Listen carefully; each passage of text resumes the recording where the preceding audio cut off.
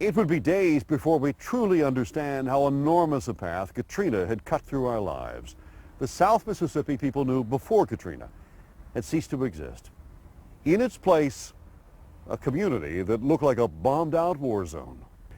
And in the midst of coming to terms with what had happened, South Mississippians also had to deal with daily survival after the storm. The journey of discovering South Mississippi after Katrina began. It was a new world, one with very few modern conveniences. There was almost no way to communicate, no power, no water, and it was so hot.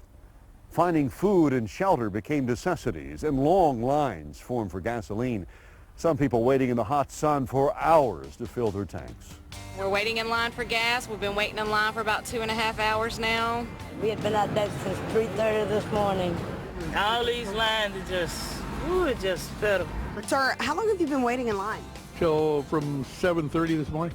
7:30 this morning, and right now it is 11, so 3.5 hours. Right. Now, is it worth it? Yeah, I think so. I hope so. Sure. When the pumps ran dry, the lines didn't go away. If there was even a slight promise of more gas to come, people slept in their cars, keeping their place in line. And because of the road and bridge damage, traffic jams were everywhere. Trying to get on the interstate right now. How long have you been waiting to get on the interstate? Probably about an hour and a half, 2 hours maybe. Where did you start? All the way back at Potts Ferry Road. Hope did come in those initial hours and days after Katrina, in deliveries of food, water, and ice. How does this make you feel? Good. Really? Does this make you feel good to see this shelter? Very good, very, very good. What do you hope is on that helicopter? Ice. Ice? Here, too, there were lines. I'm in line trying to get ice. We've been out of ice. We've been out of electricity since Sunday. How long were you in line for your ice? About an hour and a half or so. And everybody's hot, thirsty, and we need ice. Was it worth it? Oh yeah, Gotta have it. I'm gonna go home and fill my bathtub up now. Need some ice. How long you been in line, Daisy? I've been in line for about an hour and a half. Even though it was rough after the storm, the South Mississippi spirit was strong. Neighbors reached out to neighbors, sharing whatever knowledge, skill, and supplies they could. It was good that everybody stuck together. You know, which occasions like this, we didn't have much help, but family, they stuck together. Everybody stuck together, and that's what makes it good around here. It's just something that I do. It's not anything for me because my home, as I said, a few miles away, it's a disaster. You know, I've lost everything, so I figured I'd come out here and just do what I can for them. Then, the cavalry. Power trucks and crews from near and far arrived to help, and volunteers from around the country came with all kinds of supplies. Yesterday morning, we had trucks from all over the place started just showing up. People from Pennsylvania, regular minivans pulling up in here, dropping stuff off, saying, can you take it? Absolutely, we can take it. The orange containers through here filled with clothes, every size you could imagine. The canned foods, the peanut butter is everywhere. It's wonderful, and I'm so happy to see everybody coming out here to get it. It's nice. We've been through it a ton over in our area. I know what it's like, and I know how long it takes FEMA and the government to get in here to help, so it's the least we could do. What did you bring in your truck? I brought a bunch of water and diapers and some canned foods and some cereals, whatever I could fit. Basically what we're giving out is MREs, water, ice, a lot of clothing products. We've also got some medical products. We're going through about 25 semi-trucks a day. Just working with the National Guard. We're based out of Florida and Missouri, and we're just basically here to help these guys in Mississippi and just come in and just show them love and some compassion and just basically get the food and products and the needs out to them. I congratulate every volunteer that's come down. I give them my heart and my soul, and I'm going to say thank you on public TV. Churches became the backbone of the volunteer effort, becoming distribution sites and feeding hundreds of people for days.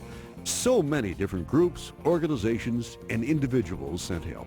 Their actions and generosity made them heroes, because along with the help, they also brought hope. This is aimed at anybody who's in need. We've got people coming from all over the country. The basic group is Christ in Action Ministries out of Manassas, Virginia. We got people, I'm from Colorado, we're from all over the place. We got so far 22 semis that we have already unloaded, processed, and sent on. We're feeding 3 meals a day. We're feeding about 10,000 people a day here, hot meals and stuff. Getting them drinks, waters, blankets, whatever they need. And we're just trying down here just kind of spread the love of God and try to help people out. I've had calls from Ramona Valley, California. Some preacher friends of mine is there, Rochester, New York. They've contacted me, some out of Tampa, Florida. They've contacted South Carolina. Basically what they're doing now is getting stuff together, supplies together to send here for us that we might, help in this community here. Aid also came from the government. The Mississippi National Guard went through the hardest hit areas passing out supplies. FEMA arrived. And for Katrina's victims, the application process brought with it the need for patience. Disaster recovery centers were swamped. For many, frustration reigned. And Michael Brown, the head of FEMA, was on the hot seat on Capitol Hill. I'm a witness as to what happened in Mississippi. You folks fell on your face. You get an F- in my book. Well, I guess you want me to be the superhero. Ultimately, the FEMA director resigned, and President George Bush later said the government response to Katrina was flawed. For South Mississippi, the change at the head of FEMA didn't stop the waiting and frustration. They have nothing, and there's no one here. You're going to sit there and tell them where do they sleep? How do they eat? What else do they do? What about shelters? They have shelters here. They said there were some shelters, and that was the word, some shelters. How do you house a whole town in some shelters? I think there are those that are higher up that need to, whether it's the state of Mississippi, the city of Pascagoula, the county of Jackson County, or even President Bush, he needs to wake up and smell the roses. Somebody needs to come in and help these people. Been trying for 4 days to get through during the daytime and at night, and finally, when I did get through to them, they had a voicemail and saying that all their operators were busy and this connection will be disconnected at this time. And click, they were off. We heard they just announced it on the radio, and for 9 days you don't hear anything about where they are. That's a little upsetting. There's no way that all of these people that come down and help are sitting somewhere in a warehouse playing dominoes, waiting for a disaster to happen. They have to be mobilized. They could have done a whole lot more in the time that they've had. They knew the storm was coming. They should have had things staged to move right in to help people. Are you satisfied with the response? No, they've done a lot. They came in quick, but it's not enough. It's just not, people are still, people still don't have food. There's people who are trapped down here whose cars went underwater who have no way to get out. Their cars are demolished, and they need food down here too. People don't have stuff. It's horrible. Months after Katrina hit, many people were still homeless and waiting for FEMA trailers, even when fields of them were already set up. I heard these mobile homes are ready to go. That's right. No, sir, they're not. They're not? What's the problem with them? They're not, I don't even know exactly. I just know that Well, I need to go get some paperwork. if you say they're not ready, you're not sure exactly. What's the problem? Yes, sir. Well, like I said, I've talked to our public affairs office. Even with the slow response, there was recovery. Blue roofs became a canvas of color in disaster-strewn neighborhoods, the bright tarps providing protection to homes that were salvageable. But still, more lines and more frustration, this time at Red Cross assistance centers. You show up, you stand in line for 3 hours, then they come out and they tell you, come back this evening at 5 and we'll tell you where you can show up tomorrow to play the game. Red Cross gave my mother-in-law a phone number to call, and she's been trying ever since, and it's been busy every day. We want to get them through this process as fast as we can. We hate that they're out in the heat like this. We're giving them ice water, food, as much supplies as we can do. We're trying to provide shade for them. In the weeks following Katrina, President Bush came to South Mississippi 5 times, walking through neighborhoods, meeting with storm victims. We're going to clean all this mess up.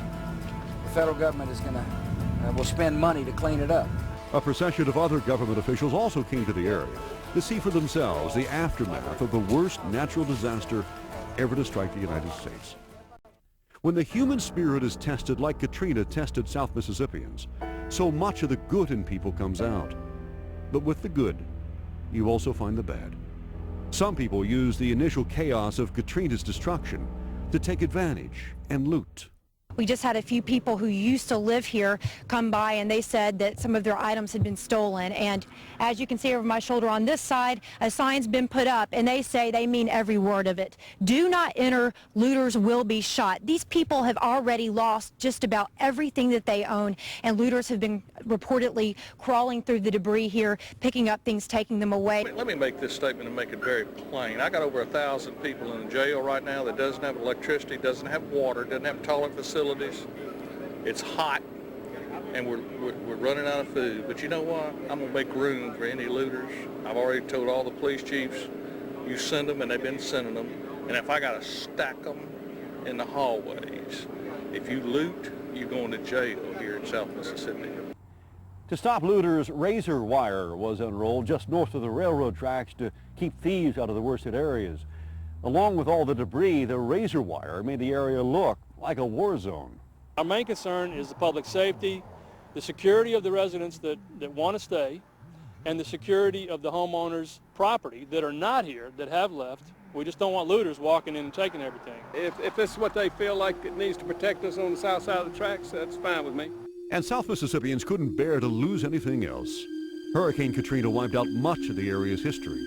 Most of the historic landmarks, tourist attractions, and 100-year-old plus homes were gone. There will be no more tours of historic Tullis Manor in Biloxi.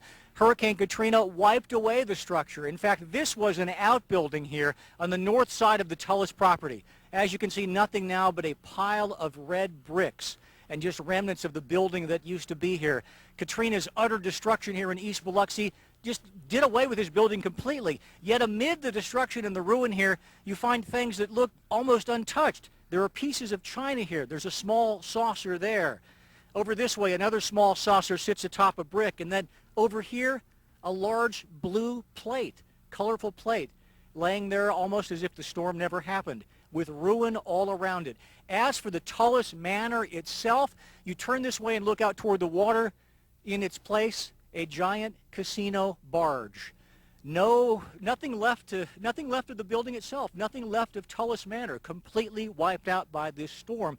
We wondered what casino this was. Well, strewn about are hundreds, if not thousands, of matchbooks. The Grand Casino, that apparently the Grand Casino barge pushed ashore here by the storm surge. Tullis Manor wiped out by Katrina. Nothing left here of this very visible Biloxi landmark. Next door to Tullis Manor was a Biloxi landmark in the making. The much anticipated, highly acclaimed Orr O'Keefe Museum has been ruined by Hurricane Katrina. That is what was there of the museum to begin with. It, of course, was a work in progress. Frank Gehry had envisioned a spot on this site. He said a museum that would dance among the trees. Now it is debris which dances among the trees. In fact, pieces of these beautiful, stately oak trees have been broken off and are lying amid the debris here. We see a construction truck overturned. Again, the casino barge in the background there, right along Highway 90. Just scattered debris everywhere on this museum site. People had so looked forward to this project. It was going along so nicely. They were doing the final fundraising drive. Now Katrina does this. The Pleasant Reed House, one of the highlights of this museum property, which was to hold the African American Gallery. Here is what is left of that. You see some chimney bricks here, some scattered debris among the fallen tree limbs. That is what remains of the Pleasant Reed House. And in fact, this whole Orr O'Keefe site has been left in ruins from Hurricane Katrina. Tullis Manor destroyed. Grass lawn destroyed.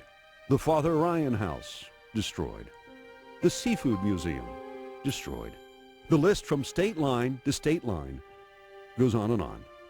Those that did survive were few and had major damage. Hurricane Katrina also battered South Mississippi's barrier islands. It's rearranged. The island's going to be a little bit different for the next few years than it was before, what you saw. We'll have drier woods. Hopefully that'll regrow. In West Gulfport, there was an additional challenge to all the devastation. The sickening odor from rotting pork bellies and chickens that have been stored in freezers at the port of Gulfport. Katrina's surge spun the storage containers and contents across yards and into homes. We want to say thank you because we're from this area. Appreciate it. Can you describe this odor? No, it's like nothing I've ever seen before. It's like a mixture of sulfur, gas fumes. It's just everything that you can, all your worst smells you can think of combined. Katrina's tidal surge caused so much of the devastation, and once the storm passed, she left an even bigger wave that would hit many homeowners hard again. Insurance companies refused to cover damages from wind-driven floodwaters under regular homeowner policies. The insurance company said that's what flood insurance is for. The problem, though, thousands of people didn't have flood coverage because they weren't in flood zones. And for many South Mississippians, there was the horrifying realization that homeowners insurance would not cover a flood. People didn't know they had they needed flood coverage, and it wasn't even available for most people.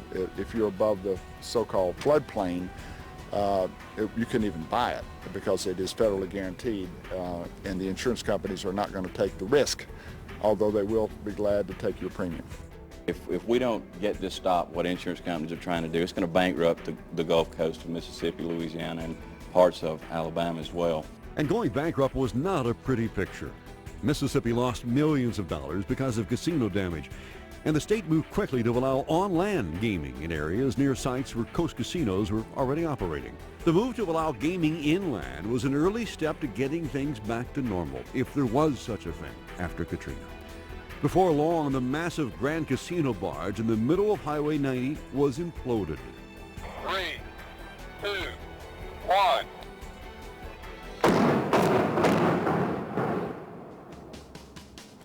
And debris haulers began making the rounds in South Mississippi neighborhoods.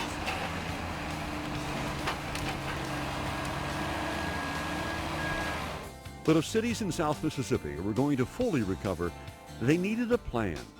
Governor Barber's Commission on Recovery, Rebuilding, and Renewal brought in architects from all over to draw up a strategy for rebuilding what Katrina had destroyed.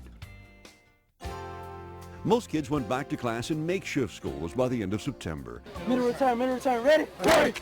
And Friday night high school football eventually came back, and with it a real sense that things were beginning to get back to normal.